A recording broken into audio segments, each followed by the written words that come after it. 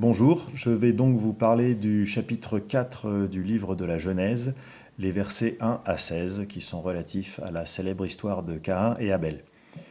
C'est un texte relativement court qui noue une intrigue assez simple, on va le voir, et qui met en scène seulement cinq personnages. Un homme, dont la femme est Ève, donc on peut supposer que l'homme soit Adam, euh, Caïn, leur premier fils, Abel ensuite, et le Seigneur, Yahvé. Le texte est construit autour du discours d'un narrateur qui s'exprime exclusivement au passé simple ou imparfait, alors que les personnages, lorsqu'ils s'expriment, eux, s'expriment au présent ou au futur. À noter que seuls deux personnages s'expriment, Yahvé et Caïn. Le fil conducteur de ce texte est le suivant, il est assez simple, assez clair à suivre. Le texte nous relate tout d'abord la venue au monde de Caïn et Abel, et on passe directement à l'âge adulte en présentant leurs activités. Puis vient le moment où Caïn et Abel apportent leurs premières offrandes à Yahvé. Pour Caïn, ce sont des offrandes qui sont issues du travail de la terre et en tant que cultivateur, et Abel des offrandes issues du bétail qu'il élève.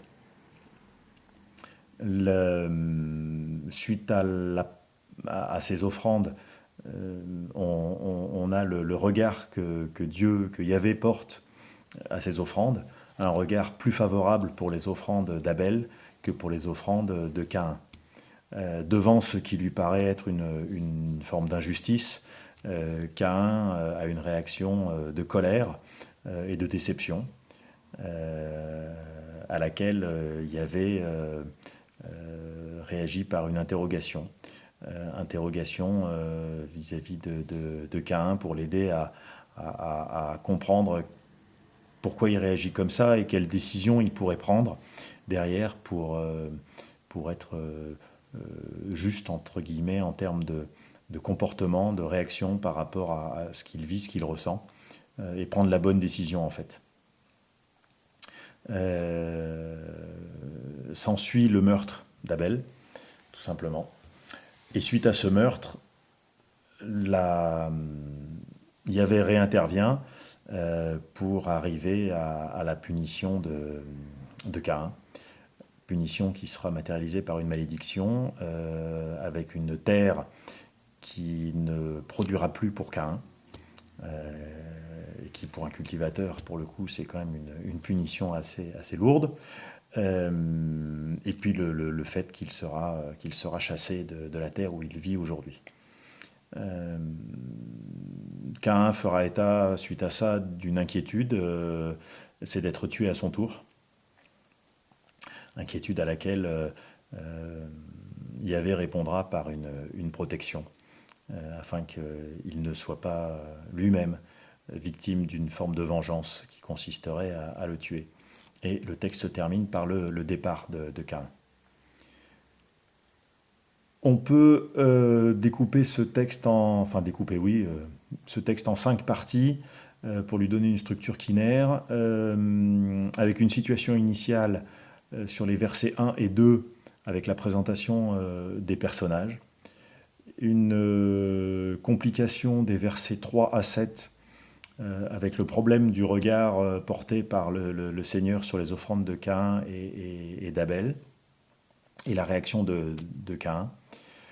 Une action qui se situe en troisième partie, des versets 8 à 10, au cours desquels donc Caïn tue son frère, et le Seigneur recherche Abel. Donc c'est aussi le point de pivot du texte.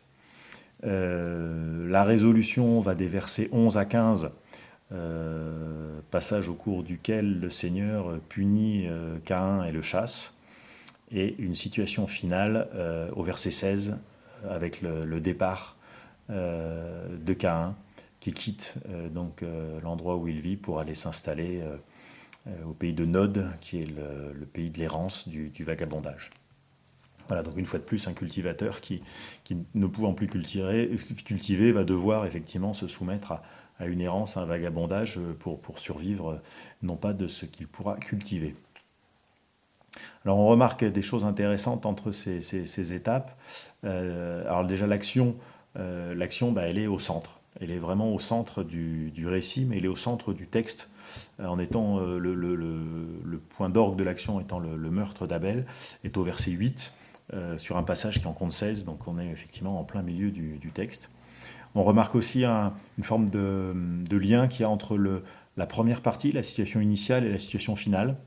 La situation initiale parlant de l'arrivée de Caïn, donc comme une forme de naissance, et la situation finale du départ de Caïn, qui est banni, donc une forme de mort, en quelque sorte. Alors, ceci dit, ça c'est à tempérer, parce que le départ, quand on creuse un peu la question, et notamment au vu des commentaires bibliques qu'on peut lire autour de ça, peut être aussi perçu comme une forme de renaissance de Caïn, puisqu'en fait Caïn va pouvoir entamer une nouvelle vie qui sera différente de celle qu'il avait jusque-là. Dans le cadre de la naissance, de la vie qu'il avait jusque-là, euh, Ève l'avait déclaré comme ayant été le fils, l'homme qu'elle a eu avec le Seigneur. Donc en tant qu'homme, quelque part, il prend la place de son père. Il est issu directement de Yahvé, ce qui peut lui donner effectivement un statut, une position euh, dans lequel bah, tout lui est dû, en quelque sorte, c'est l'aîné, tout lui est dû, et il supporte difficilement la concurrence d'Abel. Et en fait, son départ est une occasion pour lui bah, de couper le lien avec cette mère, et donc pourrait être perçu finalement comme une renaissance. Voilà. Je ne m'étalerai pas au-delà parce que là, on n'a pas le temps. Le deuxième parallèle qui m'a paru intéressant, c'est entre les parties 2 et 4 du récit, entre la complication et la résolution, puisque dans la complication, on a la colère et la déception de Caïn, et dans la partie 4, la résolution, on a la colère et la punition de Yahvé, qui est une espèce de réponse à la colère de Caïn dans la deuxième partie. En ce qui concerne donc l'intrigue, c'est une intrigue qui opère par enchaînement. On a très clairement une succession d'événements qui sont racontés dans un ordre chronologique et dont chacun découle du précédent. L'intrigue est une intrigue épisodique qui correspond parfaitement aux bornes narratives du texte en lui-même.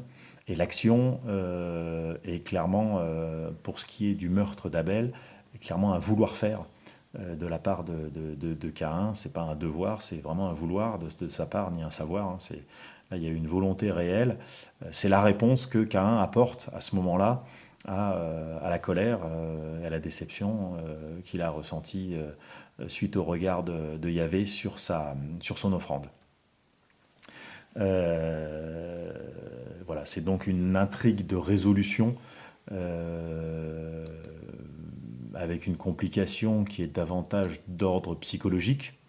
Hein, c'est l'impact psychologique du regard de Yahvé sur l'offrande de Caïn qui noue l'intrigue.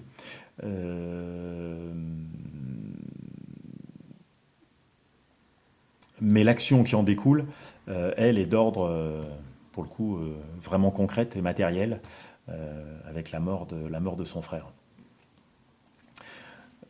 Voilà, donc on a un texte dans lequel, en quelque sorte, on a l'histoire d'un homme qui naît dans un contexte particulier, qui est mis très en avant par rapport à son frère, et qui, du jour où il est soumis à une forme de concurrence de son frère, va devoir prendre une décision entre deux types d'attitudes. L'une qui consistera finalement à s'éloigner de sa mère et découvrir ben, voilà, que tout lui est pas dû, qu'il n'est pas tout seul, qu'il a un frère et que ce frère peut aussi exister par lui-même et avoir, entre guillemets, son rôle à jouer sans être tout le temps second. Ou alors, effectivement, l'autre attitude qui est celle que finalement Caïn a adoptée, qui est de supprimer la concurrence pour rester le numéro un, entre guillemets. Il prend conscience de cela hein, quand il évoque au verset 13, ma faute est trop grande pour être prise en charge. Donc il comprend bien qu'il n'a pas fait le bon choix et il devra en supporter les conséquences. Voilà pour ce texte, ce que je pouvais en dire à ce moment. Eh ben, je vous remercie. Au revoir.